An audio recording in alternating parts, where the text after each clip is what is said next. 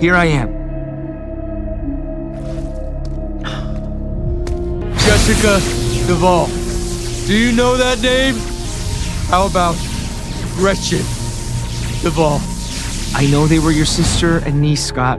I know this is where they lived. And I know they were killed in Chicago along with so many other people when my dad and I fought here. I can't imagine what you went through or the pain you're feeling.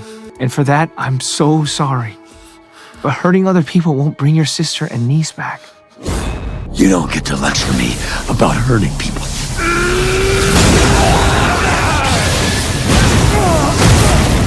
For the pain you've caused, for the lives you've taken, for everything you've done!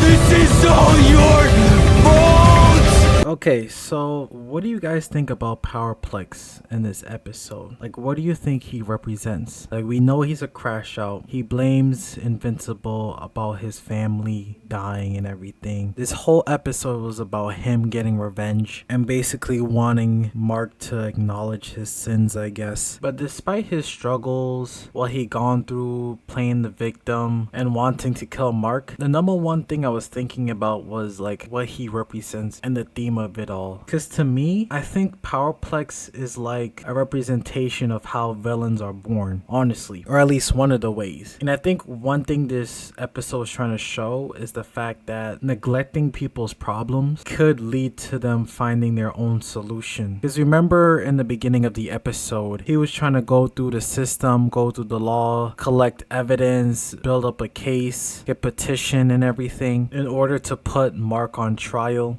I've been calling your office about the Invincible case. I sent you the petition my wife and I did. We've gathered over 3,000 signatures. If you could just look, it feels like their deaths don't matter. Where's the investigation? Okay, the charges, the trial. Invincible was defending the planet from an alien threat. If he's so innocent, then open an investigation. Let a jury decide.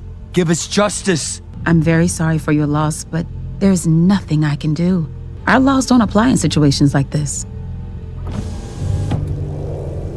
But of course, since, you know, the justice system was like stating that this is just like the incident that happened due to the fight between him and his father, they of course neglected his problem since he never found closure with his family dying, of course. And I don't know if like Mark, if he had met him earlier before he became Powerplex, if that would have helped at all in terms of him finding closure. Because of course, obviously, his hatred grew stronger and stronger over time as he's seen Invincible more on TV and him being praised and everything, and the hatred just grew out of control eventually at some point, right? But it had me thinking that maybe if he has some support, or like not even support in terms of, you know, taking down Invincible, but maybe before he became a crash out, you know, he was able to meet Invincible beforehand and Invincible was able to acknowledge, I guess, his sins. That might have would have made a big difference, honestly, because I truly believe Powerplex is just a representation of people who are abandoned by society, or I should say people who claim that the system failed them and kind of just discarded them from issues they're facing and their way of finding justice. Because that's one way of villains of being born, being neglected by society, feeling like no one supports them or align with their values, or I shouldn't say values, but could help them with their problems. So to cope with that, they find their own solution. But regardless, there's still no excuse for his actions in this episode, because obviously everything he did was just pure emotions, nothing else. Everything he did this episode was just straight up emotional, and that was one of the main problems too, since he was so emotional and not once he ever calmed down and actually think clearly of the situation of what he currently is doing to people, especially the people around him. Like every time he came home to his wife and kid, like he's pacing around, he's upset, he's mad, and he, goddamn, he has like the best wife in the world, because she supports him through and through. She been giving him all the ideas of what to do next. She is the clear-headed one, or was, I should say. And that's another thing to talk about too. Since he was so fixated on what he lost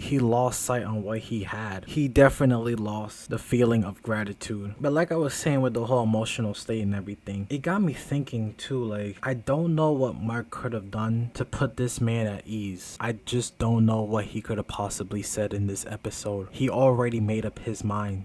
I remember them, Jessica and Gretchen. I didn't know their names before, but I remember them. Things changed for me after Chicago. At first, all I could think of were the people I couldn't save. That made me bad at being able to save the ones I could. So I buried those feelings away. I think that was a mistake now. I hope that's a comfort to you. Comfort. My sister and niece are dead. My wife and child are dead. Thousands more are dead. All because of you. And you think the fact that you remember them, that now you're sad about it, gives me comfort? No, that's not what I... I'll find my way free. And then I will find you. I think one thing Mark needs to learn is that some people, once they have their mind made up, it's almost impossible to change that. Because even though he killed his own family, he blames that on Mark. And that's what happens when you have your mind made up on somebody. When your perception, your image of someone is just solidified and you can't change it at all. So this is also like a little taste of what will Mark do if he faces a villain that will never change, that will cause harm, cause violence on you and everybody you want to protect, and has no interest in changing. What will Mark do? Especially being a person who is against killing. And I think Powerplex is like a smaller example of that. But it's interesting to think about like Powerplex and how his character snowballed in this episode. It has me thinking about this quote I heard one time. I forgot where I heard it from, but it was like, those who have everything, more will be given. Those who have nothing, more will be taken. And man, Powerplex is like, the more he let his emotions, the more he thinks about Mark and Invincible and everything. It's like, it's a downward spiral. He just never recovered. So focused on the negative, so focused on what he lost, that it just continued going downwards for him. And because the only solution he thought of to help cope and find closure was to kill Invincible, it only led to more spiraling downwards. So yeah, I think this is really just an example of how regular civilians become villains, get consumed by darkness and hatred. And all it takes is really just one moment to do all of that. But yeah, just something to think about with Powerplex, because obviously there's a reason why they haven't me the main focus of this episode, and I think there's a bigger theme to it. I don't think I fully understand it yet and fully grasp it yet, but those are just my thoughts and ideas so far. You let me know what you think about Powerplex and what he represents, what you think about this whole episode on his actions and what lessons could be learned from that. So yeah, let's just move on to the rest of the episode. One thing I noticed, especially early in the episode when Mark and Oliver were talking about their father, who is the real Nolan right now? I still love Dad. But he was two different people. One was the dad you and I knew when we were kids. But the other was a Viltrumite who had a mission to do even if that meant hurting a lot of people. So which one is the real dad? I'm assuming right now Nolan is the guy who cares about his family and wants to be with his family. But of course there's also the other side of Nolan that is a Viltrumite and does everything for the Empire. Do you believe he's truly converted to being a family man? We'll see. I think the next episode will be a revealing episode on the growth of Nolan and his changes as a character. Because it's really been a slow grind for Nolan. He's been going through it. He's been debating, a lot of overthinking, back and forth, discovering himself, finding himself. This man basically went through a midlife crisis, trying to figure out who he is as a person and what his beliefs are and what his values are, like whose side he's gonna choose. It seems like he's choosing his family right now, but we're truly gonna see if his actions matches that further on in this season. Next thing, I'm glad there's no romantic drama between Mark and Amber. I'm glad they're able to just brush it off, be friends, because I'm like, bro, Mark doesn't need no other conflict, no other, like, you know what I'm saying? He doesn't got the space, the mental space to think about more stuff. And I'm glad they were able to just brush it off, have a quick little awkwardness, quick little moment, and then just move on. Great in their part. And you remember when I said in the last episode that Mark doesn't have battle IQ? Well, Eve has battle IQ because she figured out right away that Powerplex, his abilities, if you hit him too many times, he's gonna get stronger, I think it was, or I think that's what happens. But she figured it out right away. You need help, not a fight. And I figured out you get stronger when I hit you. And I'm like, damn, Eve, she really has battle IQ. Like, she does have more experience in the field than Mark, so that's probably the reason why. But all I could thought of in that moment was like, damn, Mark, you need to take notes from your girlfriend. For real. But seeing how Mark is like realizing the aftermath of facing his father and basically getting a glimpse of how when the Vulture invade Earth, how that could cause so many conflict between it affecting so many people's lives and changing the world, not knowing what is going to do in the future to people, how it could change people. It seems like Mark might take that more into consideration when he's in missions and battling. How all it takes is a moment for someone to change and turn someone into your enemy, right? So this is kind of like a glimpse as well of when the Vulture actually invade. How Mark has to really lock in and focus on causing the least amount of damage as possible, because he does not want another Powerplex, for sure. 100%. But now lastly, saving the best for last, the end credits. What the hell am I looking at? What the hell is going on here?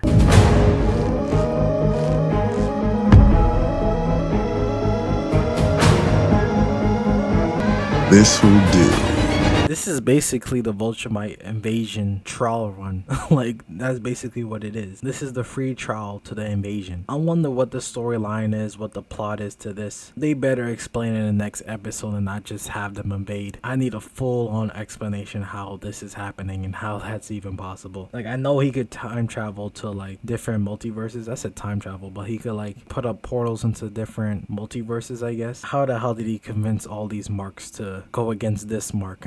We don't know. So we already, at least we know next episode is gonna be a serious episode for sure. And this looks like an episode where Omni-Man and Alan are needed to appear on Earth, honestly. But yeah, you let me know your thoughts on this episode. I'm really was just trying to wrap my head around Powerplex and his inner psyche, basically, you know, and how this will influence and impact Mark as a character. Because truly, I don't know what Mark could have done better for Powerplex. And that's something Mark needs to learn. He needs to learn Talk No Jutsu. He needs it in his arsenal. If he wants to be a type of character that doesn't kill, he needs Talk No Jutsu. It's just mandatory. So yeah, you let me know your thoughts about this episode, what your predictions are for the next episode. Let's have a discussion in the comment section down below. Like and subscribe. Thanks for watching.